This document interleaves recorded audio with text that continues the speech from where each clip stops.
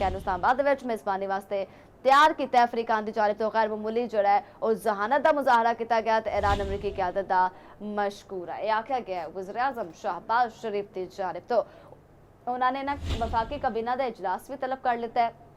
उन्होंने आख्या कि जनाब मैं आवाम नूं भी खुशखबरी खुद सुनावांगा, मैं आवाम के नाल जोड़ा खिताब करांगा। तो उन्होंने यह भी आख्या है कि इस मुस्बत इकदाम तो बाद जोड़ा है वो आलमी मंडी दे विच मुस्बत नताइज जोड़े ने जोड़े ने मुरतब हो रहे हैं। जी बिल्कुल एक पॉजिटिव जोड़े ने नताइज ने। इस हवाले नाल टेलीफोन लाइन ते सानूं ज्वाइन कीता सीनियर तजियाकार शमाइला नियाज ने। उन्होंने को जानने हैं। जी शमाइला, बहुत शुक्रिया थोड़े कीमती वक्त का। पहले तो ज़ाहिर मुबारकबाद, पाकिस्तान ने एडी अंत तक कोशिश की, एडी मेहनत की, तो नताइज सानू बड़े जबरदस्त पॉजिटिव वे च मिले ने।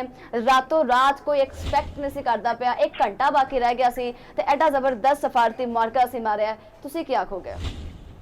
देखो मरियम, पहली गल है कि जिस तरह मैंने मुबारकबाद दी है, मैं चैनल के तवसत ना जो है ना वो पूरे पाकिस्तान ही जो ना मुबारकबाद देनी है, क्योंकि जो ये मामला शुरू होया तो लगता सारे यही सी कि शायद कोई 4-5 दिन की गेम है या हफ्ता 2 हफ्ता ये सिचुएशन चलेगी। लेकिन पाकिस्तान की अनथक हिकमत और दनाई जी सफारतकारी हैगी सी, उन्हें आखिर रंग विखा दिता है कि रात तक की सिचुएशन जी शायद जी डोनाल्ड ट्रंप की डेडलाइन है उस तो बाद शायद मशरक वुस्ता के मजीद जी जंग फैले। लेकिन पाकिस्तान ने इंतहाई मौसर जी सफारतकारी हैगी है और अकलमंदी की जी सफारतकारी हैगी है उहदे नाल ये चीज साबित की है।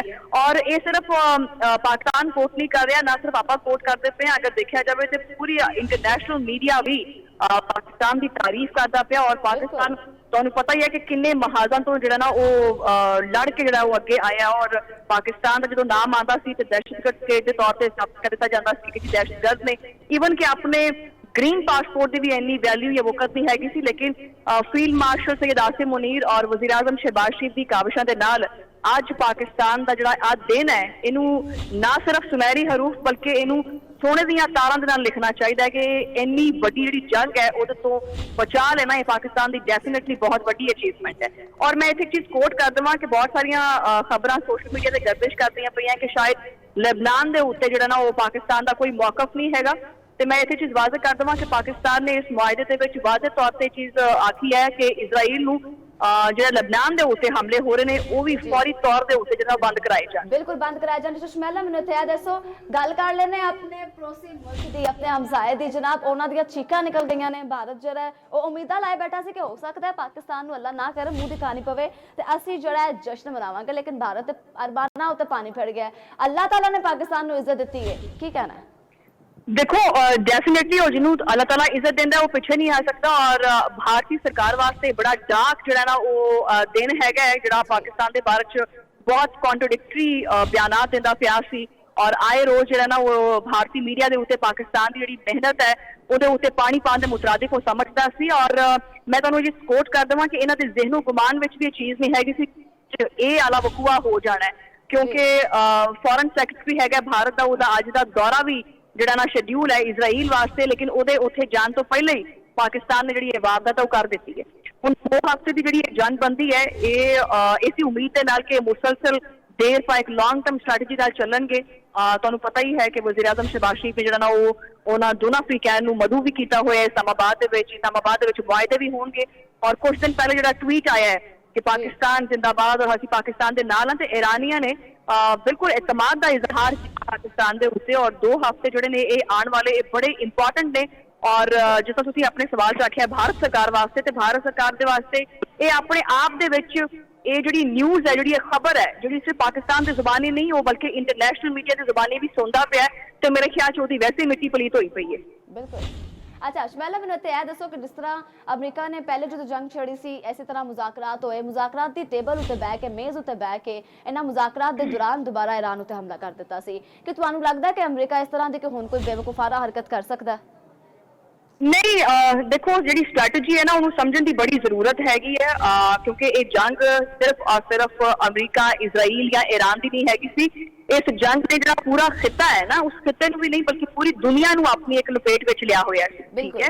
और पाकिस्तान ने बड़ी एक स्ट्रैटेजी बनाते हुए जो ना एक ब्लॉक बनाया, और तुहानू पता ही है कि तुसी आए रोज अपनी खबर पढ़ते हो कि सुबह कुछ खबर होंदी सी डोनाल्ड ट्रंप की, शाम को कुछ खबर होंदी सी डोनाल्ड ट्रंप कहता है कि जी मैं छड्डना नहीं हैगा, और अगों ईरान के बयानात आने कि जी तुहाडी ऐसी तैसी ਅਸੀਂ ਤੁਹਾਡੇ ਪੈਰ ਵੜ ਦਾਂਗੇ, बहुत सारे बयानात इवन के गालम गलोच तक गल तक जाना, और फिर डोनाल्ड ट्रंप ਨੂੰ कायल कर लेना, मना लेना, ये शहबाज शरीफ साहब दी और फील्ड मार्शल सैयद आसिम मुनीर साहब दी कुछ छोटी नहीं बहुत बड़ी कामयाबी है, बहुत बड़ी।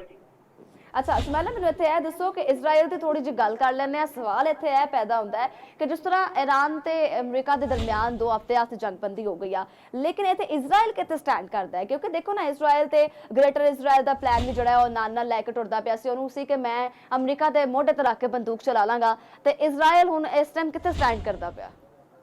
देखो पहली गल यह है कि हुण हथियारां दी जिहड़ी जंग है, या हथियारां दा शौक नहीं रहा, कोई गली मुहल्ले या 2 घरां दी लड़ाई नहीं हैगी कि वो कोई नीवी नहीं पाना चाहता कि जी मैं उन्होंने मिटा देना, मैं उन्होंने मिटा देना है, क्योंकि इनू एक स्ट्रैटेजिक लैवल नाल देखिए तो ये असरात, ये इंपैक्ट जो किसी एक मुल्क से हलचल आती है तो वो असरात बाकी मुल्कों से भी आते हैं। कोई मुल्क चाहे इजराइल है, वो चाहे इन्नी मर्जी अड़ी कर दे, लेकिन जो ये धौन च सरिया हुंदा है, ये मुसलसल बरकरार नहीं रहता। इस सरिये दे विच ना वो झुकाव का आना बड़ा जरूरी है, और मेरा नहीं ख्याल कि जिथे तक इत्थे तक गल पहुंच गई है ना, अगर 2 हफ्ते की जंगबंदी वास्ते, और मेरा नहीं ख्याल कि 2 हफ्ते बाद दोबारा ये जंग जी दोबारा शुरू हो जाएगी, तो मेरे ख्याल च इजराइल भी जो ना वो काफी हद तक उन्होंने पता लग गया कि मेरे नाल काफी हद हो चुके हैं, और या मैं किन्ने क जोगा हैगा वा। और हर मुल्क नू आपदे मफादात बहुत अजीज होंगे हैं।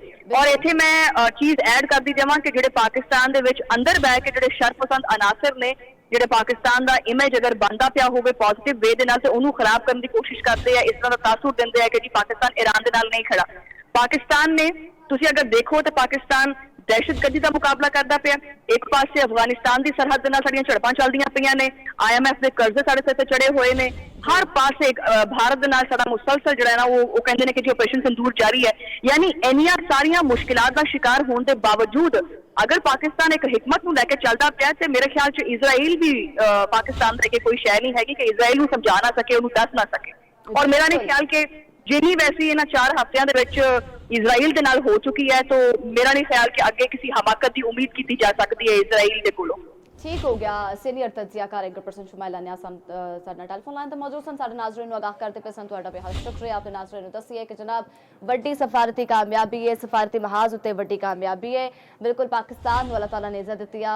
वज़ीर आज़म शहबाज शरीफ ने आख्या है कि जनाब ये वड्डी कामयाबी है, तारीख हिस्टरी दे विच लिखा जाएगा, तारीख साज है कामयाबी की, सफारती कामयाबी है। हुण तुहानूं दसदे चलिए कि वज़ीर आज़म शहबाज शरीफ जिहड़ा है वो खिताब करनगे, उन्होंने काबीना दा इजलास भी तलब कर लेता है तो वो खिताब भी करेंगे। उन्होंने आख्या कि जनाब यह खुशखबरी मैं आप जो है वो खुद देंगा आवाम नूं, तो उन्होंने आख्या कि 1 घंटा रह गया सी, तो 1 घंटे के बाद जो है वो जिहड़े तनाज़ात दे खात्मे ते गलबात हुई, दोवां अफ्रीकैन ने जो है उन्होंने तस्लीम किया, तजवीज़ां मनिया, तो जंगबंदी जिहड़ी है 2 हफ्ते वास्ते रोक दी गई।